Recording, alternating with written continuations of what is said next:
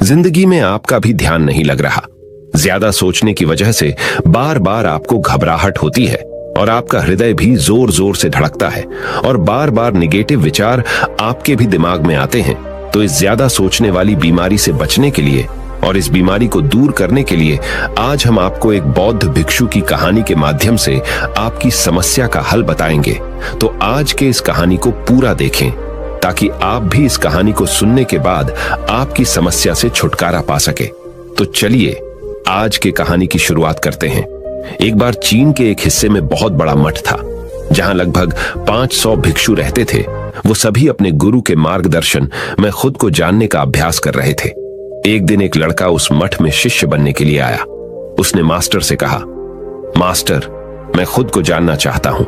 मैं सच की तलाश कर रहा हूं। मैं पता लगाना चाहता हूं कि सच क्या है। मास्टर ने उसकी ओर देखा और कहा कि अगर तुम सच जानना चाहते हो तो तुम्हें अपना पूरा जीवन दांव पर लगाना होगा। सच को जानने में तुम्हारा पूरा जीवन लग सकता है। फिर भी इस बात की गारंटी नहीं है कि तुम्हें इस जीवन काल में सच का पता लगेगा या नहीं। क्या तुम इसके लिए तैयार हो? शिष्य ने कहा। मास्टर, मैं यहां पीछे मुड़ने के लिए नहीं आया हूं। मैं इसके लिए तैयार हूं। गुरु ने कहा, अगर ऐसा है तुम एक काम करो। इस मठ में 500 भिक्षु है। तुम उनके लिए चावल कूटने का काम करो। बस सुबह से शाम तक चावल कूटने का ही काम करो और जब तुम थक जाओ तो सोने चले जाओ। फिर अगली सुबह उठकर चावल को कूटना शुरू कर दो। इसके अलावा कुछ और मत करना। किसी और चीज के बारे में मत सोचना। बस इस रास्ते पर चलते रहना और दोबारा मेरे पास मत आना। जरूरत पड़ने पर मैं खुद तुम्हारे पास आऊंगा। उस लड़के ने गुरु के आदेश का पालन करते हुए चावल कूटना शुरू कर दिया। उस मठ में 500 शिष्य थे। उन सभी को समय समय पर भोजन की आवश्यकता पड़ती थी। इसीलिए वह बहुत जल्दी उठ जाता था और रात को देर तक चावल कूटता रहता था। जब वह थक जाता तो उसी कमरे में सो जाता था जहां वो चावल कूटता था। वो किसी से बात नहीं करता था और ना ही कोई उससे बात करने के लिए उसके पास आता था। कुछ महीनों तक चावल कूटते हुए उसके मन में पुराने विचार आते रहे, लेकिन उन विचारों को कोई नया विषय नहीं मिला तो वह अपने आप ही मिट गए। धीरे धीरे उसके मन में विचार कम होने लगे। कुछ सालों के बाद तो वो अपना नाम तक ही भूल गया। वह हमेशा चुप रहता और विचारहीन अवस्था में बस चावल कूटता रहता। उसने ना तो कभी ध्यान किया था और ना कभी शास्त्र पढ़ा था। मठ के बाकी शिष्य उसे मूर्ख समझते थे। ऐसा करते हुए 12 साल बीत गए। 12 साल बाद एक दिन मास्टर ने घोषणा की, अब मेरा आखिरी समय आ रहा है और मुझे अपना उत्तराधिकारी चुनना है जो मेरे बाद मठ का मुखिया होगा।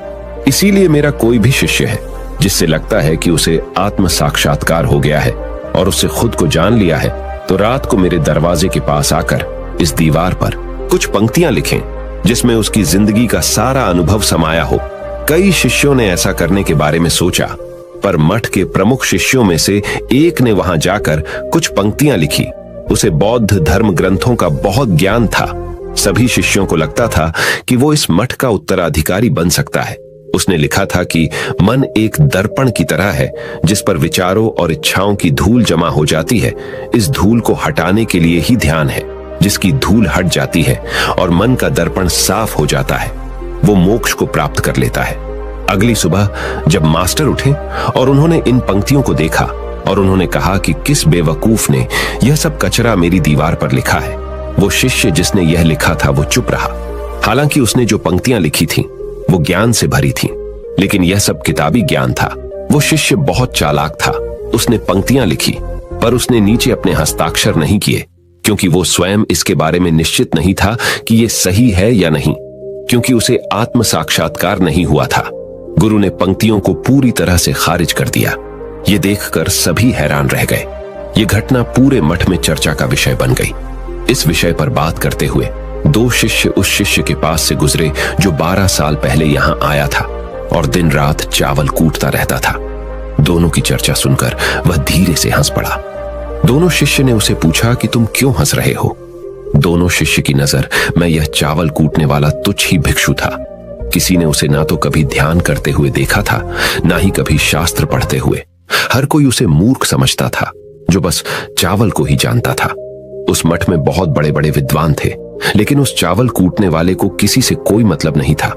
इसीलिए वह दोनों शिष्य उसे मुस्कुराता हुआ देखकर चकित रह गए। उन्होंने फिर उससे पूछा कि तुम क्यों हंस रहे हो। उसने जवाब दिया, मैं इसीलिए हंसा कि मास्टर सही बोल रहे हैं। यह सब पंक्तियां कचरा है, इन पंक्तियों का कोई मूल्य नहीं है। वो दोनों शिष्य चौंक गए। उन्होंने उसे पूछा कि क्या तुम ऐसी पंक्तियां लिख सकते हो जो इससे भी बेहतर हो। चावल पीसने वाले ने जवाब दिया, नहीं, क्योंकि मैं अनपढ़ हूं, लेकिन हां, मैं कुछ पंक्तियां कह सकता हूं। अगर तुमने उन पंक्तियों को तुम लिख सकते हो तो मैं तुम्हारे साथ जाने के लिए तैयार हूं।